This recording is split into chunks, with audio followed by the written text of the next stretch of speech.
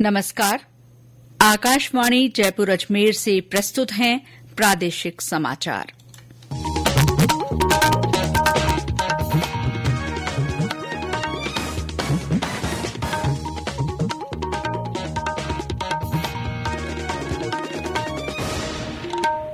मुख्य समाचार। प्रदेश की 7 विधानसभा सीटों के उपचुनाव की मतगणना कल सुबह 8 बजे से। मतगणना के रुझानों और परिणामों की जानकारी के लिए विशेष इंतजाम। राष्ट्रपति द्रौपदी मुर्मू ने भारत को विकसित राष्ट्र बनाने के लिए देशवासियों से राष्ट्र प्रथम का दृष्टिकोण अपनाने पर जोर दिया। देश भर में 25 नवंबर से शुरू हो रहे विकसित भारत चैलेंज से 1 करोड़ युवाओं को जोड़ा जाएगा। और उत्तर पश्चिम रेलवे ने 48 विशेष ट्रेनों को 1 जनवरी से नियमित करने का फैसला किया।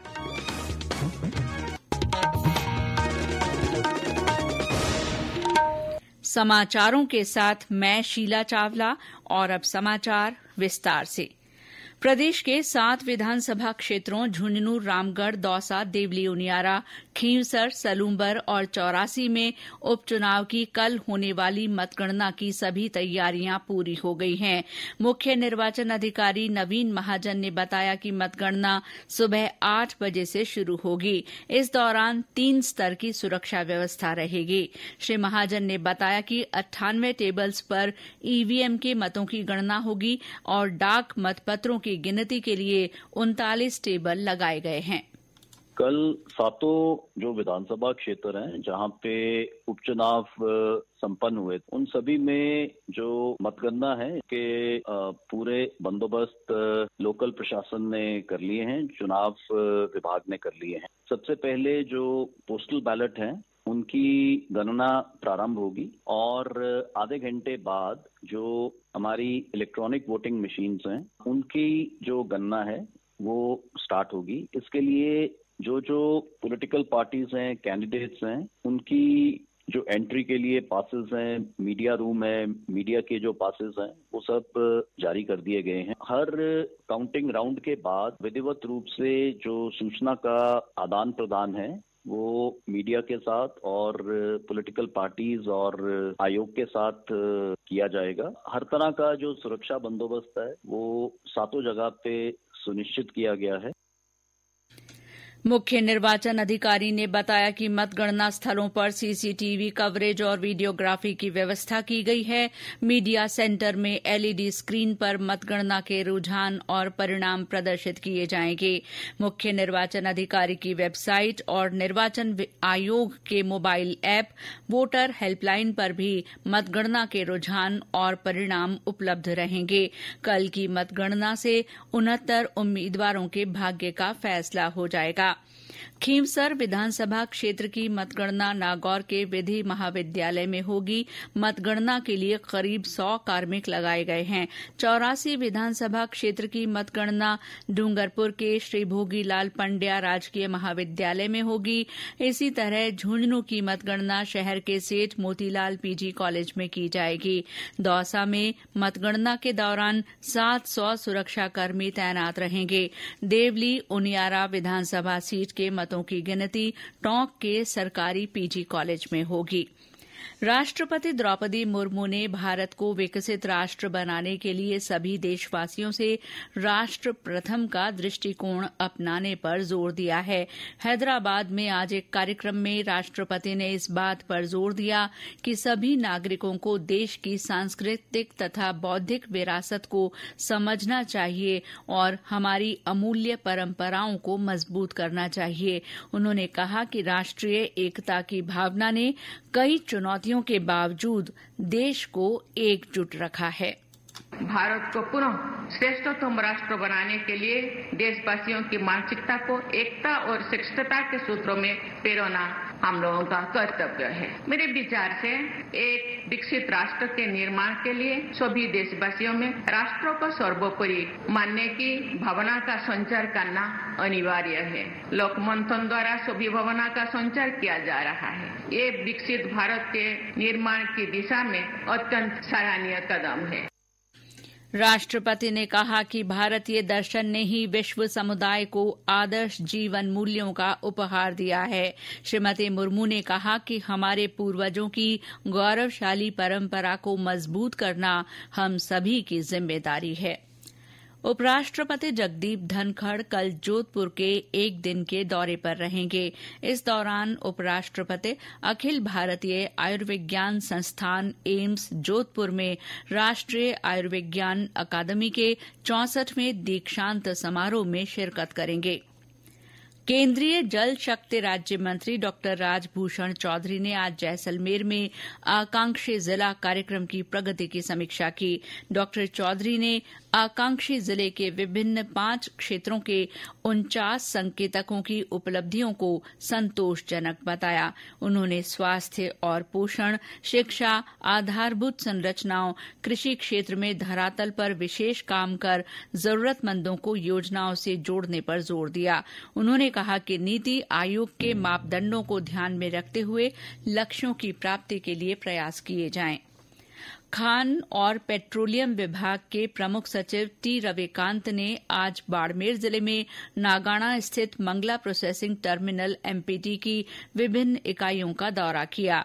इस मौके पर उन्होंने मंगला क्षेत्र में तेल के दोहन वाले कुएं का अवलोकन करने के साथ ही तेल उत्पादन से लेकर प्रोसेसिंग तक की पूरी प्रक्रिया की जानकारी ली। श्री रविकांत ने कहा कि बाड़मेर तेल क्षेत्र देश के महत्वपूर्ण तेल उत्पादन क्षेत्रों में से एक है। इससे पहले श्री रविकांत ने जालीपा स्थित लिग्नाइट की खानों का अवलोकन किया। उन्होंने कहा कि जीरो लॉस तकनीक से लिग्नाइट का दोहन किया जाना चाहिए और माइनिंग सुरक्षा मानकों की सख्ती से पालना सुनिश्चित की जानी चाहिए। ये समाचार आकाशवाणी जयपुर अजमेर से प्रसारित किए जा रहे हैं। देश भर में 25 नवंबर से शुरू हो रहे विकसित भारत चैलेंज से 1 करोड़ युवाओं को जोड़ा जाएगा। आज जयपुर में भारतीय खेल प्राधिकरण, नेहरू युवा केंद्र और राष्ट्रीय सेवा योजना द्वारा संयुक्त रूप से आयोजित प्रेस वार्ता में नेहरू युवा केंद्र के क्षेत्रीय निदेशक भुवनेश जैन ने ये जानकारी दी। उन्होंने बताया कि इस चैलेंज का पहला चरण 25 नवंबर से 5 दिसंबर के बीच राष्ट्रव्यापी डिजिटल क्विज के रूप में आयोजित होगा। ये क्विज माई भारत प्लेटफॉर्म पर होगा। इसमें 15 से 29 वर्ष आयु वर्ग के प्रतिभागी हिस्सा ले सकते हैं। दूसरे चरण में निबंध और ब्लॉग लेखन प्रतियोगिता होगी और तीसरे चरण में प्रतिभागी अपने राज्य स्तर पर चुने हुए विषयों पर विचार प्रस्तुत करेंगे। चौथे और अंतिम चरण में 11 और 12 जनवरी 2025 को नई दिल्ली के भारत मंडपम में विभिन्न राज्य स्तरीय टीमें राष्ट्रीय चैंपियनशिप में हिस्सा लेंगी। उत्तर पश्चिम रेलवे ने यात्रियों की सुविधा के लिए एक महत्वपूर्ण निर्णय लिया है। मुख्य जनसंपर्क अधिकारी कैप्टन शशि किरण ने बताया कि 1 जनवरी 2025 से 48 विशेष रेल सेवाएं नियमित रेल सेवा में बदल दी जाएंगी। इनमें दिल्ली, रेवाड़ी, हिसार, रोहतक, जींद, भिवानी और उदयपुर जैसे शहरों को जोड़ने वाली रेल सेवाएं शामिल हैं। इस निर्णय से यात्रियों को अधिक सुविधा मिलेगी। उत्तर पश्चिम रेलवे के जयपुर मंडल के डीआरएम विकास पुरवार ने आज झुंझुनू में अमृत भारत स्टेशन योजना के तहत हो रहे कार्यों का निरीक्षण किया। इस मौके पर श्री पुरवार ने पत्रकारों से बातचीत करते हुए कहा कि जयपुर और रींगस स्टेशन पर रीडेवलपमेंट और मॉडर्नाइजेशन का कार्य किया जा रहा है। उन्होंने फुट ओवर ब्रिज और लिफ्ट के काम को अगले साल मार्च तक पूरा करने के निर्देश दिए। केंद्रीय अन्वेषण ब्यूरो सीबीआई ने central narcotics bureau CBN Chittorgarh के निरीक्षक और एक दलाल को 3 लाख रुपए की रिश्वत लेने के मामले में गिरफ्तार किया है। सीबीएन निदेशक ने एक व्यक्ति के खिलाफ मामले के निपटारे के लिए शुरू में 20 लाख रुपए की रिश्वत की मांग की थी। बाद में आरोपियों ने 8 लाख रुपए की रिश्वत की मांग की। सीबीआई ने आरोपी निरीक्षक की ओर से 3 लाख रुपए की रिश्वत स्वीकार करने के दौरान उसे और दलाल को रंगे हाथों पकड़ लिया। सीबीआई ने चित्तौड़गढ़ और बीकानेर में आरोपी निरीक्षक के आवासीय और कार्यालय परिसरों की तलाशी भी ली।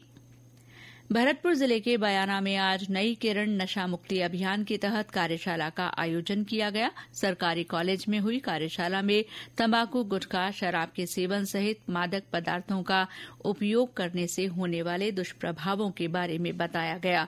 इस दौरान नशे के दुष्प्रभावों को लेकर पोस्टर प्रतियोगिता भी आयोजित की गई। केंद्रीय संचार ब्यूरो के सिरोही क्षेत्रीय कार्यालय द्वारा जिले के शिवगंज में आयोजित विकसित भारत मल्टीमीडिया प्रदर्शनी आज संपन्न हुई। ब्यूरो के प्रभारी अधिकारी फूलचंद गहलोत ने इस मौके पर विकसित भारत प्रदर्शनी के बारे में जानकारी दी। कार्यक्रम के तहत पेंटिंग और प्रश्नोत्तरी प्रतियोगिता के विजेताओं को पुरस्कार देकर सम्मानित किया गया। बालोतरा में बाड़मेर जोधपुर राष्ट्रीय राजमार्ग पर तेज रफ्तार कार और टैंकर की टक्कर में एक व्यक्ति की मृत्यु हो गई। दुर्घटना में कार में सवार 3 लोग घायल हुए हैं। घायलों को जोधपुर के अस्पताल में भर्ती करवाया गया है। और अब मौसम। प्रदेश में बढ़ती सर्दी के बीच ज्यादातर स्थानों के तापमान सामान्य से नीचे चल रहे हैं। आज माउंट आबू में न्यूनतम तापमान 5 डिग्री सेल्सियस रिकॉर्ड किया गया। वहीं मैदानी इलाकों में सिरोही में सबसे ज्यादा ठंड रही, जहां रात का पारा 7.3 डिग्री दर्ज किया गया। इसी तरह फतेहपुर में न्यूनतम तापमान 7.4 डिग्री सेल्सियस, सीकर में 8, जालौर में 8.6, डबोक में 8.8, भीलवाड़ा में 9.2, चूरू में 9.3, चित्तौड़गढ़ में 9.4 और अलवर में 10 डिग्री सेल्सियस न्यूनतम तापमान रहा। मौसम विभाग ने प्रदेश के उत्तरी इलाकों में कहीं कहीं कोहरा छाने की संभावना जताई है। प्रदेश के बाकी हिस्सों में मौसम शुष्क रहने के आसार हैं। प्रदेश के कई स्थानों पर बढ़ते प्रदूषण के बीच भिवाड़ी में प्रदूषण नियंत्रण बोर्ड ने सभी तरह के निर्माण कार्यों पर रोक लगा दी है। खैरथल तिजारा क्षेत्र में बढ़ते वायु प्रदूषण के मद्देनजर सभी सरकारी और गैर सरकारी प्राथमिक स्कूलों को कल तक बंद रखने के आदेश दिए गए हैं। इस बीच अलवर में आज AQI 109 दर्ज किया गया। और अंत में मुख्य समाचार एक बार फिर। प्रदेश की 7 विधानसभा सीटों के उपचुनाव की मतगणना कल सुबह 8 बजे से। मतगणना के रुझानों और परिणामों की जानकारी के लिए विशेष इंतजाम। राष्ट्रपति द्रौपदी मुर्मू ने भारत को विकसित राष्ट्र बनाने के लिए देशवासियों से राष्ट्र प्रथम का दृष्टिकोण अपनाने पर जोर दिया। देश भर में 25 नवंबर से शुरू हो रहे विकसित भारत चैलेंज से 1 करोड़ युवाओं को जोड़ा जाएगा। और उत्तर पश्चिम रेलवे ने 48 विशेष ट्रेनों को 1 जनवरी से नियमित करने का फैसला लिया। इसके साथ ही प्रादेशिक समाचार बुलेटिन समाप्त हुआ। नमस्कार।